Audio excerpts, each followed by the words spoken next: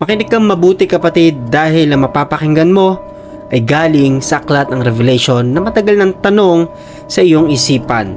Manda ka at mapuspos ng banal na espiritu habang pinapakinggan ang mga hiwagang ito. Ang dalawang halimaw sa Revelation at ano ang kanilang mga katangian at gagampanan sa huling panahon. Akala ng iba ito ang itsura ng dalawang halimaw na lilitaw sa huling panahon. Kung isi-search sa Google, ito ang lalabas. At kung i-generate natin sa AI, ito naman ang lilitaw. Pero ito ang tumpak at pagkapaliwanag kung sino ang dalawang halimaw na ito sa Revelation. Kumanda ka sa Revelasyong ipapakita at paparinig sa iyo ng banal na espiritu. Revelation 13:1 hanggang 4. Pagkatapos may nakita akong halimaw na umahon sa dagat, 7 ang ulo nito at 10 ang sungay. Bawat sungay nito ay may korona at sa bawat ulo nito ay may nakasulat na pangalang lumalapastangan sa Diyos. Ang halimaw ay parang leopardo at may mga paang katulad ng sa oso. Ang bibig nito ay parang bibig ng leon. Ibinigay ng dragon sa halimaw ang kanyang kapangyarihan at trono upang maging malawak ang kapangyarihan nito. Sa unang bersikulo pa lang, napakarami na pong pagpapahayag ng mga simbolismo dito. It is not a literal na lilitaw dahil ang unang simbolismo dito ay yung dagat na nagpapakita na hindi lalabas sa lahi ng Israel o ng mga Hudyo ang Antikristo. Kasi ang first beast, nire-refer ito sa Antikristo. Yung 10 sungay, it is a testing. Ang korona ay sumisimbolo na paghahari sa buong mundo. Ang leopardo ay sumisimbolo sa kakasigan. Ang paa ng oso ay sumisimbolo sa paghahari sa lupa. Ang bibig ng leon ay sumisimbolo na kung sino ang nagsasalita dahil ang leon ay hari ng jungle. At nire-refer nito ang paghahari sa buong mundo sa pamagitan ng mga pananalita. Bawat simbolismo na nabanggit na hayop ay merong mga katangian at ang sumisimbolo sa dragon walang iba kundi si Satan. Kasi nga kampo ni Satanas ang Antikristo na ito. Siya ay tao na lilitaw bago ang pagdating ng Panginoong Hesukristo. He is the first beast. He can be a ruler, a world dictator, a political leader, deceiver, malakas ang karisma na mangunguna sa one political, one religion, one currency. Maraming teorya patungkol kung sino ang Antikristo na lilitaw sa huling panahon. Pero ang Bible walang direct na tinutukoy kung sino at saan lilitaw. Meron lang sinabi kung ano ang katangian nito. Pangalawang halimaw, Revelation 13:11. Pagkatapos nakita ko ang isa pang halimaw na lumalabas mula sa lupa. Ito ay may 2 sungay na katulad ng sa tupa, ngunit parang dragon kung magsalita. Naglingkod siya sa unang halimaw at ginamit niya ang lahat ng kapangyarihan nito. Pinilit niya ang lahat ng tao sa mundo na sumamba sa unang halimaw na may malubhang sugat na gumaling. Ito ay punong-puno pa rin ng simbolismo, hindi literal na makikita ang itsura ng pangalawang halimaw, kundi yung mga katangian nito. Kasi ito lang ang pinapakita ng Google at ng AI generation. Ang 2 sungay ay sumisimbolo sa salvation. Kung babasahin nyo yung Bible, ang sungay ay nagre-refer sa kaligtasan. Dahil itsurang tupa yung false prophet na lilitaw dahil siya ang second beast. Gagayahin niya ang Panginoong Hesukristo. Kasi nga, itsurang tupa pero nung nagsalita na, ay parang dragon. Yung dragon, nagre-refer kay Satan dahil pinaliwanag yan sa Revelation chapter 12. Pandaraya ang gagawin niya. Sa pagsasalita, manggagaling ang pandaraya sa mga mahimalang papakita ng Antikristo at huwad na propeta, dadayain ang mga tao. Kung mapapansin nyo, ang panahon natin, kung sino yung kakaiba ang pinapakita, yun ang mas pinapanigan at mas pinupuntahan ng mga tao. Punta ka lang sa trending, punta ka lang sa mga sikat na tao, kung ano yung ginagawa nila na parang kakaiba. Dahil ganyan dadayain ang mga tao sa huling panahon. Hindi magpapakita na may 2 sungay, pero ililihis tayo sa katotohanan. Dahil magkakaroon ng matinding sakit yung unang halimaw. At yung pangalawang halimaw ay magpapakita ng kapangyarihan. Gaya ng sinabi ko po sa inyo, pandaraya ang gagawin. Dahil assassination ang pwedeng mangyari o isang death publicly ang makikita doon sa sikat na political leader o famous na diktator. Makikita po ng buong mundo yan dahil nga sila na lang po ang natitirang nag-iisang relihiyon sa panahon na yan, nag-iisang gobyerno. Bukod doon, maraming naniniwala na nag-rapture na po niyan kasi nawala na yung mga preacher. ang pinaniniwalaan na nila ay yung false prophet. Kung paano siya magsalita na akalain ng mga tao na siya yung Panginoon, na siya yung Messiah. Kasi nga sa Revelation, yung first horseman doon ay puti na nakasakay sa kabayo. Kunwari, parang magiging lawlessness siya, pero ang totoo nun, after 3.5 years sa tribulation period, magpapakita sila kung sino talaga sila, na sila ay kampo ni Satanas. Bubuhayin yung unang halimaw sa pamamagitan ng kapangyarihan nitong false prophet na pangalawang halimaw. Yan ang propesiyang magaganap sa huling panahon. Sila ang una at pangalawang halimaw na tinutukoy ng Revelation. Ngayon kapatid, sa mga nagtatanong po, hindi sapat na malaman natin ito dahil mawawalan ng saysay ang pagkaunawa natin dito kung hindi natin ipapahayag ang kabutihan ng Diyos. Kasi basahin nyo man po ng baliktaran ng Revelation, matatalo po yung unang halimaw at pangalawang halimaw. Dahil ang tanging layunin po ng videong ito ay ipakilala sa iyo ang Panginoong Hesukristo na tumalo sa dalawang halimaw na ito. Isa sa pinaka nakakatakot mapakinggan kung ano ang lalabas sa tribulation period. Dahil kapag lumabas ang mga bagay na ito, humanda ang lahat ng matitira sa rapture. Dahil ito ang mga fallen angels. Anong gagawin mo kung lalabas yung mga nakatagong mga fallen angels sa kailaliman na nakalagay sa Revelation? Ang mga balang ay parang mga kabayong nakahanda sa digmaan. May mga nakapatong sa mga ulo nila na parang koronang ginto. Ang mga mukha nila ay parang mukha ng tao. Mahaba ang buhok nila tulad ng mga sa babae. At ang ngipin nila ay parang ngipin ng leon. Ang dibdib nila ay natatakpan na parang pananggalang na bakal. At ang tunog ng pakpak nila ay parang ingay ng mga karuwahing hinihila ng mga kabayo na sumusugod sa labanan. Ang buntot nilang tulad ng sa alakdan ay may kapangyarihang manakit sa mga tao sa loob ng 5 buwan. May haring namumuno sa kanila. Ang anghel nagbukas ng pintuan sa kailaliman. Ang pangalan niya sa wikang Hebreo ay Abaddon at Apollyon naman sa wikang Griego. Itong mga fallen angels na to ay napakatagal nang nakakulong po sa kailaliman. Ang Panginoong Hesus mismo ang naglagay sa kanila kung nasan sila. Kaya maraming takot na mga demon na na-encounter ng Panginoong Hesus, ayaw nilang mapunta doon. Isa yun sa kinakatakot ng mga demons. Ano sa tingin mo yung gagawin nila kapag sila po ay nakalabas na doon? It's about spiritual warfare. Let's read 2 Corinthians 10 verse 3 hanggang 4. Kahit namumuhay kami rito sa mundo, hindi kami nakikipaglaban sa mga kumukontra sa katotohanan ng ayon sa pamamaraan ng mundo. Sa halip, ang kapangyarihan ng Diyos, ang aming armas, iyon ang aming ginagamit na panlaban sa mga maling pangangatwiran ng mga taong mapagmataas at ayaw maniwala sa mga turo ng Diyos. Lahat ng paglabag sa Diyos, lahat ng pagiging suwail at pagrebelde sa Panginoon. Ang nasa likod nito ay si Satan at ang kanyang mga kampon. Ito yung naglalaban. Darkness and light. Wala pa lang sa Genesis hanggang sa Revelation, merong digmaang nangyayari spiritual. Sa maniwala kayo at sa hindi, we are not fighting in flesh, we are fighting spirit. As a Christian, ganito tayo makipagbaka. Spiritual warfare, pananalangin, pag-aayuno, at sa pagkaalam sa scriptures. Huwag kayong maniwala sa mga aral na naglabasan po ngayon na hindi na natin kailangan mag-ayuno, manalangin. This is the key to strengthen as a Christian yung ating buhay pananampalataya. Dahil sa huling panahon, merong lalabas na hindi kanais-nais na mga evil spirit, mga fallen angels. At ano yung gagawin natin? Kailangan mo munang maunawaan to kapatid. 1 Corinthians 2 verse 12, at ang espiritu na ito ng Diyos na tinanggap nating mga mananampalataya, hindi ng espiritu ng mundong ito, upang maunawaan natin ang mga pagpapalang ibinigay sa atin ng Diyos.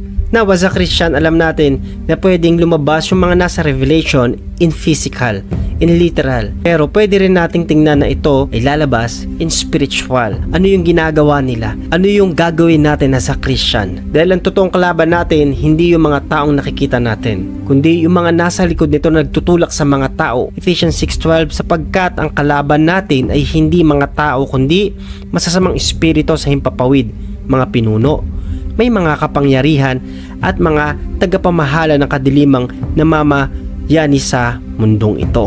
Kasi si Satan, nililid niya yung people magrebelde sa Panginoon. Obvious naman kahit sa panahon natin ngayon, rampant na yung kasamaan, rampant na immorality. Ito yung laging ginagawa ni Satan. John 3:8, ngunit ang nagpapatuloy sa kasalanan ay kampon ng dyablo, dahil ang dyablo ay gumagawa ng kasalanan mula pa sa simula. Ito ang dahilan kung bakit naparito ang anak ng Diyos upang wasakin ang mga gawa ng dyablo. Mahihiga na sila para matulog, dumating ang lahat ng bata at matatandang lalaki ng Sodom at pinaligiran nila ang bahay ni Lot. Tinawag nila si Lot, tinanong, nasaan na ang mga panauhin mong lalaki na dumating ngayong gabi? Palabasin mo sila rito dahil gusto namin silang sipingan. Lumabas si Lot ng bahay para harapin sila. Nang lumabas siya, isinara niya agad ang pintuan. Sinabi niya sa kanila, mga kaibigan, nakikiusap ako sa inyo na huwag niyong gagawin ang iniisip niyong masama.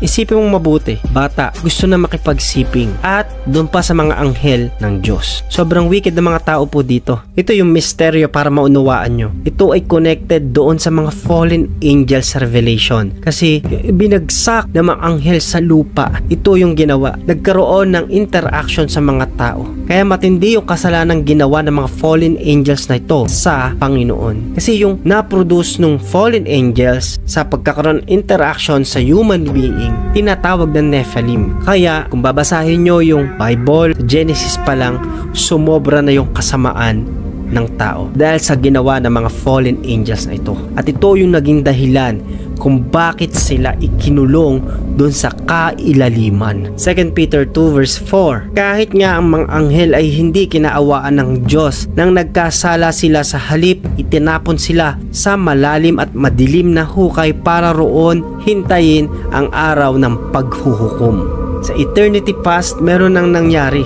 Kaya si Satan, si Lucifer, ay ibinagsak dahil sa pagrebel sa Panginoon. Kasama ng kanyang mga kampon, ito ang ginawa nila. Winawasak nila lahat ng magaganda na kinreate ng Panginoon, even yung human being. Kaya ganito sila hinatulan ng Panginoon. Sukdulan ng ginawa ng mga fallen angels na ito, kampon ni Satanas sa harapan ng Panginoon. Lahat ng kinreate ng Panginoon, kung mababasa nyo, gusto nilang sirain, gusto nilang wasakin. Yung ginawa nila sa mga tao, sinira nila yung law of nature na ang tao lang ang pwedeng makipagsiping sa tao. Ginawa nila yung mga anghel na ito, mga fallen angels, nakipag-interact sila sa tao. Kaya sumama ng sumama. That is the mystery. I pray na patuloy nyong maunawaan sa gabay ng banal na Espiritu sa mga nagtatanong, bakit hindi pwedeng magsisi na lang ang mga fallen angels? We don't know kung ano yung nangyari po from eternity past. The mystery of iniquity, ang Diyos ang makakapag-explain po niyan. Pero isa ang tatandaan natin, makatwiran ng Panginoon na nagbababa ng patol niya. Kaya ang sabi ng Revelation chapter 9 verse 1 hanggang 3, nang patunugin ng ika-limang anghel ang kanyang trumpeta,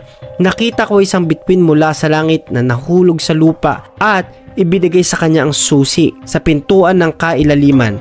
At nang buksan niya ito, lumabas ang makapal na usok na parang galing sa malaking hurno, kaya dumilim ang mundo dahil natakpan ng usok ang araw.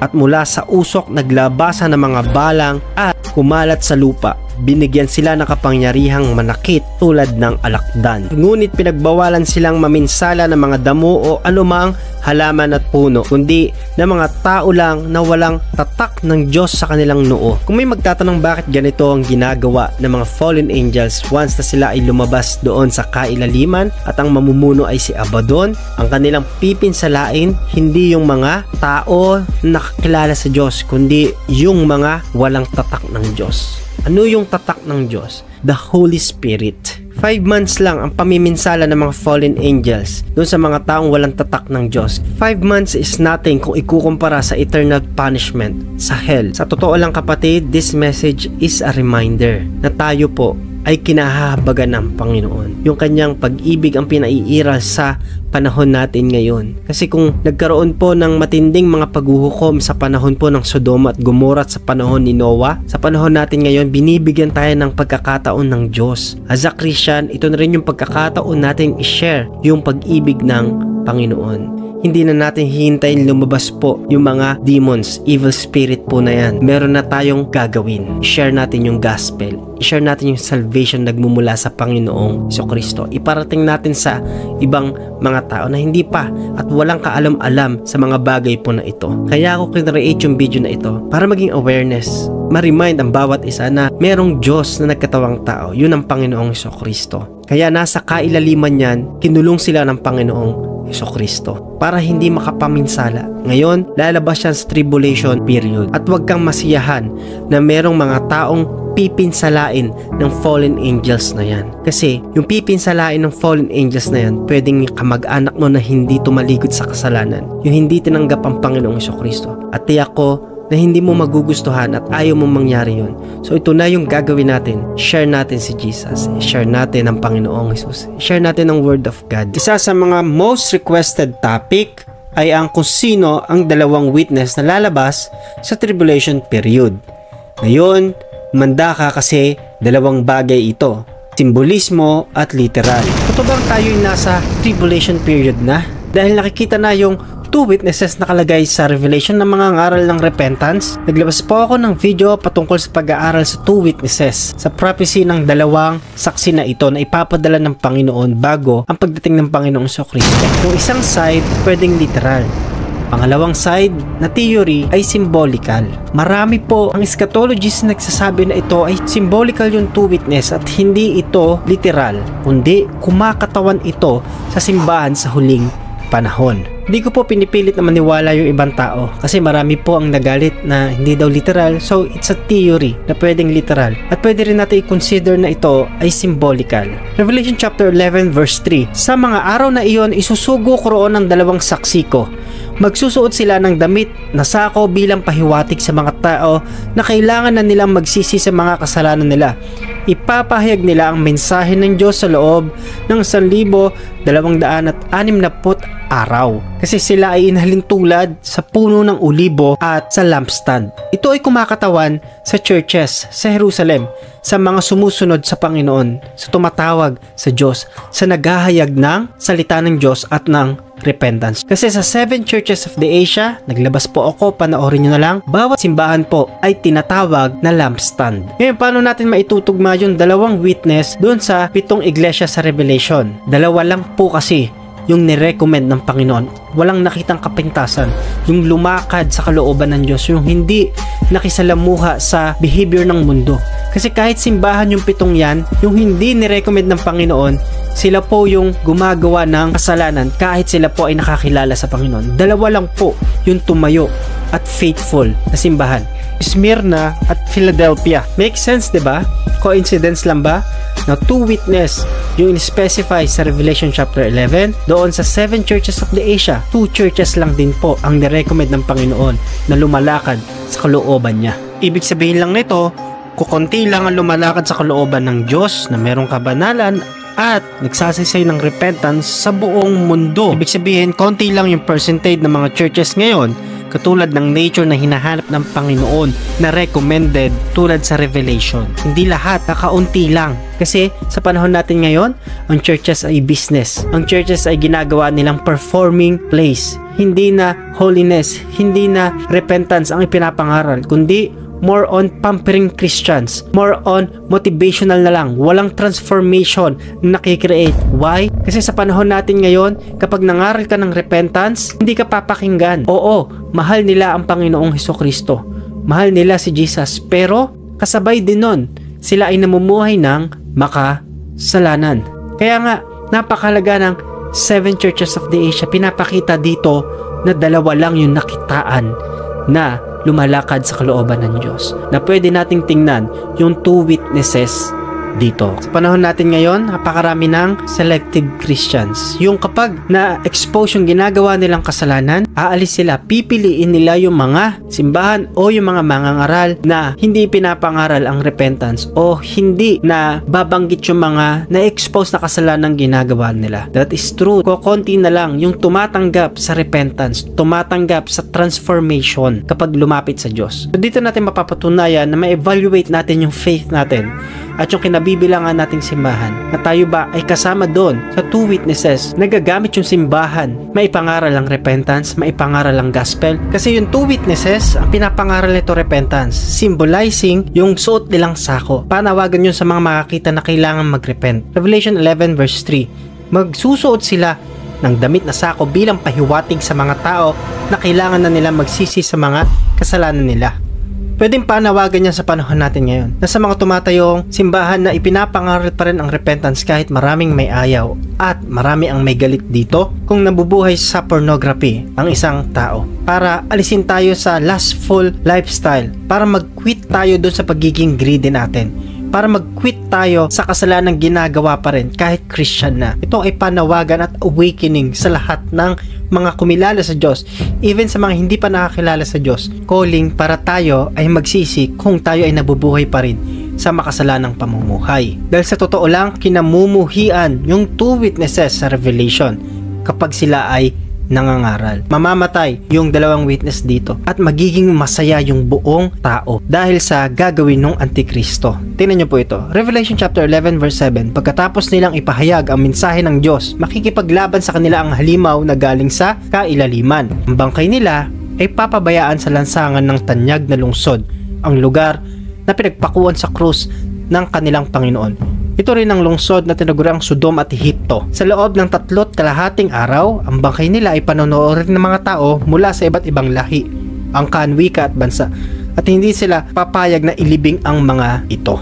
At kung tatapusin natin yung buong konteksto pagdating sa pagkamatay ng dalawang witness, magdiriwang yung mga taong iyan. Para lang makuha ko yung attention mo kapatid, tingnan natin yung paligid po natin. Tama? Sa mga communist country, sa mga first world country, tinatakwil ang salita ng Diyos, tinatakwil ang pangangaral ng salita ng Diyos. Even sa social media, kung word of God ang makikita natin, isa-swipe po agad dyan. Pero ibahin mo yung mga nakakilala sa Diyos. Kasi ang hinahanap talaga ay true repentance, genuine repentance. Yun ang tumatayong two witness ng Panginoon. It is symbolical. Pwede na ganito ang nagaganap sa panahon natin. Ang two witnesses ay panawagan sa buong mundo. Sa hindi pa nakakilala sa Diyos at warning sa mga kumilala na sa Panginoon pero lukewarm Christian pa rin.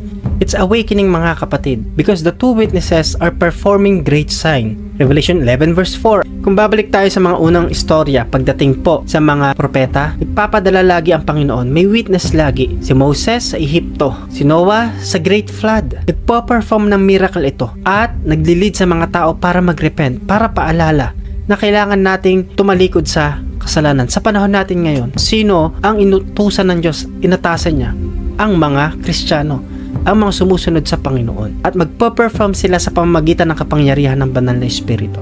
Alam natin na hindi lang church building ang tinutukoy na simbahan sa panahon natin ngayon. Dahil ang tinutukoy na church dito ay tayo. It's not the building. It's all the believer of Christ. And God will use you to perform His miracle to other people. 2 Timothy chapter 1 verse 7. For God hath not given us the spirit of fear, but of power and of love and of a sound mind. God is going to use your life to perform His miracle and to lead people for repentance. Ito yung sinabi ng Acts chapter 2 verse 17. Sinabi ng Diyos sa mga huling araw, ibubuhos ko ang aking espiritu sa lahat ng uri ng tao.